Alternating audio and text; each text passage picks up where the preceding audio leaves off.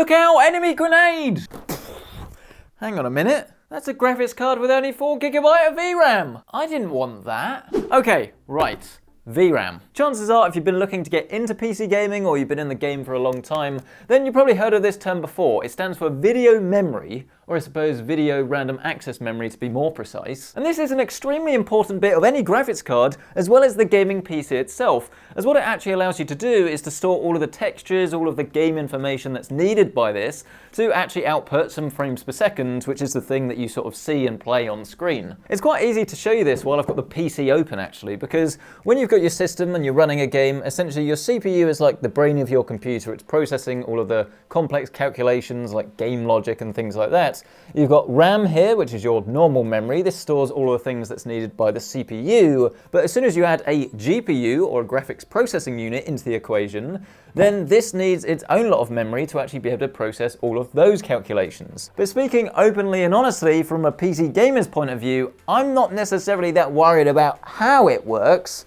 I'm more interested in whether it works. Which is exactly why in this video we're going to be answering the question, how much VRAM do you actually need and what differences does it make to your frame rate in your PC, so that when you're shopping and you see an RX 6500 XT on the shelf for £200, you know whether it's actually going to be a good deal for you or not. DDR5 memory is here, and Corsair has you covered. Extra bandwidth, sky-high speeds, and slick new designs make Corsair DDR5 shine, with new Intel XMP 3.0 profiles that allow for crazy high overclocks with just a single click. Choose Vengeance for stylish performance without breaking the bank, or go all out with Dominator Platinum for insane speeds, stability, and jaw-dropping RGB effects. Learn more today with that link down below. This has definitely not been a particularly well-reviewed graphics card, but then some people swear by it. They say it's great value for gamers. Great value meaning in 2022 when it's the only thing that you can buy for a, I was going to say decent price, a price. We're essentially answering the question of whether this will get the job done.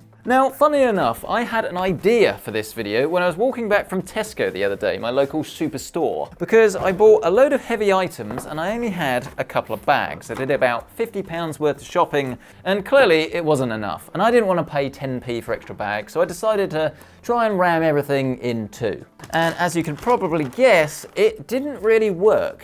It sort of did, it got the job done just about, but it wasn't ideal. And this analogy actually transfers perfectly to VRAM, because if you don't have enough VRAM, it's a bit like having a load of shopping without enough bags. Like, the game will run, make no mistake, your frame rate might be affected, but the game will run. We might be talking about a bit of stutter, some hitchiness, or just generally low minimum frame rates. That means the game just is anywhere from not really that nice to play to actually unplayable, even if it runs. Here is the graphics card, by the way. This is the Asus Tough Edition of the 6500. You've got a 6-pin on the top.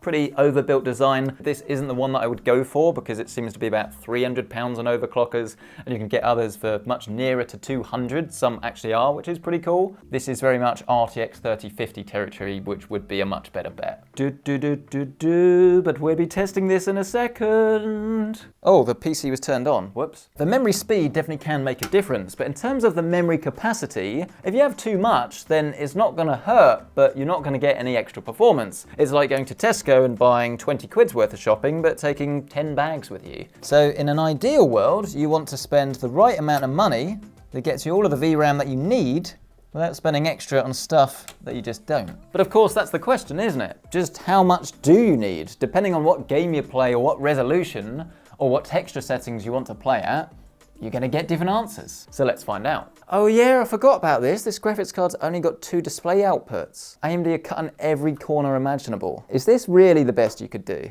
Oh yeah, as well, I forgot about that. This graphics card doesn't have an encoder built in, so you can't actually share your gameplay. That is slightly problematic for us today. But alas, we shall proceed and actually test some games. And this is struggling. Do not try this at 4K, because it don't like it. God of War is quite a good one actually, because you not only get DLSS for Nvidia cards, but you do also get Fidelity FX for AMD ones, which we definitely could use here. Essentially, VRAM is loading up your graphics card with resources, and the more resource intense the settings that you're choosing are, then the more VRAM you need. When you turn down the resolution, the amount of VRAM that you need also lowers down. Anti-aliasing is also a huge one. I don't think it's so much of a problem as it used to be because the settings are a lot more efficient these days. But then fundamentally, and the one that you really do need to be aware of, is textures, because this is directly going to affect the way the game looks. So right away out the bat at 4K, again not realistic but just to demonstrate, we're using 5.1 gig of VRAM and we only have 4. This isn't really going to work. But let's have a look at what all of the settings do. So textures is always going to be the one that takes up the most amount of space in the graphics card itself. So at high, it's actually gone down a little bit now to 4.7.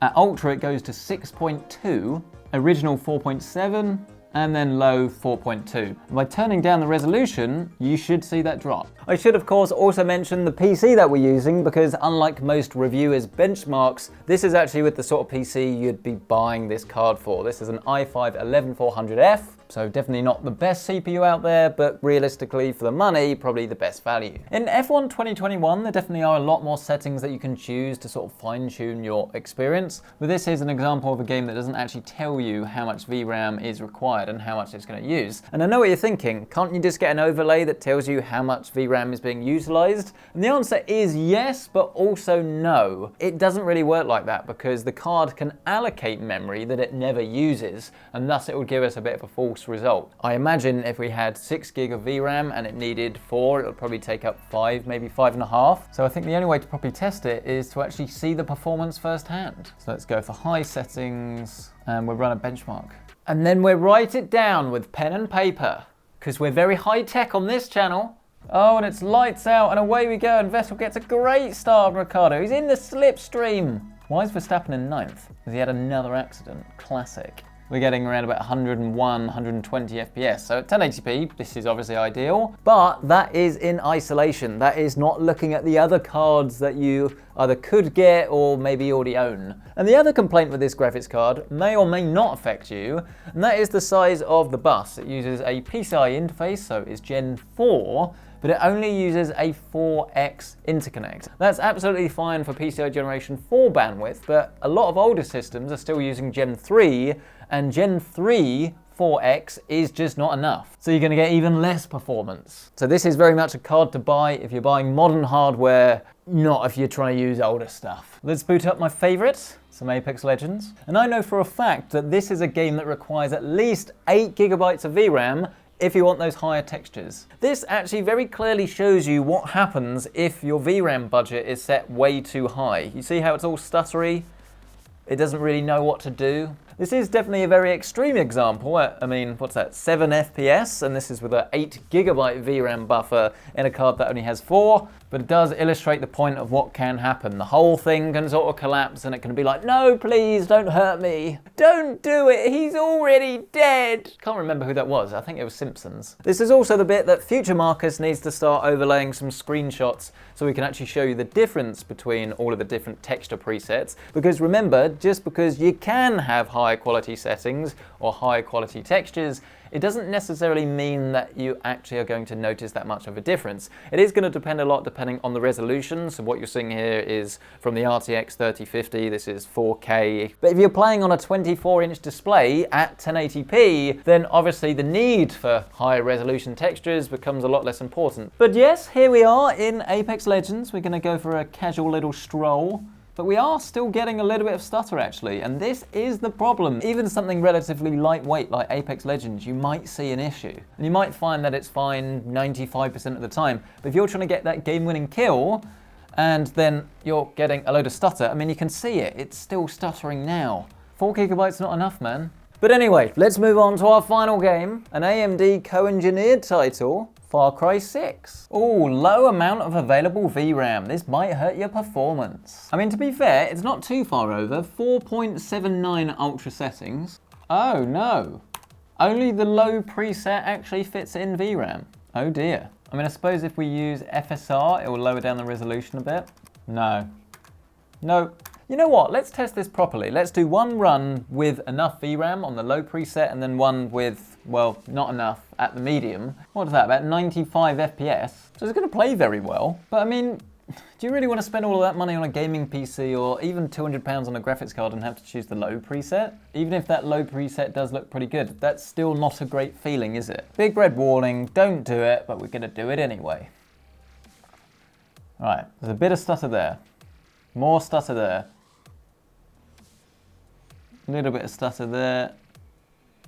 No, stutter there. I mean, it's definitely a lot better than I thought it was going to be. Flashing red, you would think it's just not going to work at all. But realistically, while it's not going to be the best experience, you could play like that if you wanted to. You just probably don't want to. It does depend what you want to do and what you want to play. Because realistically, if you are happy to play at lower settings in certain titles and you just want a graphics card and this is available and actually at the price that it says it is, then I'm sure this is going to keep a fair bit of its value, right? It's not like you're not going to be able to sell it later or upgrade it at any point if you can. It's just on paper, the value for money with this thing just isn't really there. 4 gigabytes of VRAM is not only, as you can see, not really good enough for all games now, but think about this into the future. It's just not really going to last very well, which is definitely a bit of a shame. And it does seem as if AMD is not necessarily taking advantage, but let's say best case scenario, they're making the best card they can without actually affecting like their stock availability. They're using all of the parts that they can to make a different SKU without affecting the others, and they've created this graphics card. I suppose in a way that's a good thing. But in 2022, 4 gigabyte is essentially bargain basement, and this is not a bargain basement graphics card at all. And here, installing an RTX 3050, the difference is just immense. Not just in terms of frame rate, which is obviously a fair bit higher, disproportionately so in certain titles, but because you have the extra VRAM, you have 8 gigabytes here for, relatively speaking, not that much more money at RRP. It just gives you the flexibility to choose the settings that you actually want to play. You can choose between a higher setting and a lower preset if you want to go for visuals, or maybe you can turn everything down and get the highest frame rate possible. The point is, the RTX 3050 essentially is a finished product. Yes, the RRP of this is ashamedly high for what is their entry-level card, and of course, even then, good luck actually getting this at that price. It's just such a shame that this is the situation that we see ourselves in. It's almost a little bit sick in a weird sort of roundabout way, because believe it or not, this is actually what PC gamers have been asking for. This is a graphics card that is in stock, at least at the UK, and for the most part, it's available at the price it says it should be. I think it's just more a case of what can be produced at the moment isn't really good enough. If you can get hold of a used card that has more VRAM, that's what I'd probably recommend. If you have a PCI Generation 3 PC, don't buy this, not a good idea. But if you're in the very select group that just needs a graphics card, maybe you're happy to sell it later. You don't need a video encoder and you don't need more than 2 display outputs. Then in that case, the 6500 XT is worth buying. For everybody else, please get something that's got more than 4 gig of VRAM, please. Thank you so much for watching this video, I really appreciate it. If you do want to learn more about this graphics card or anything else that's in this system here today, then as always you can find that link down below with my Amazon affiliate links. And while you're down there, grab your DDR5 with Corsair. Vengeance DDR5 has a slick new compact look, and has been designed to get the very best out of Intel's Alder Lake CPUs. Dominator Platinum DDR5 meanwhile takes it to an entirely new level with its gorgeous heat spreader finish and vivid RGB lighting that's all powered by Corsair iCUE. Level up your memory today with that link down below. But thank you so much for watching, get subscribed if you're not already for more like this, smash the like button, let me know your thoughts down in the comments below, and I'll see you in the next one.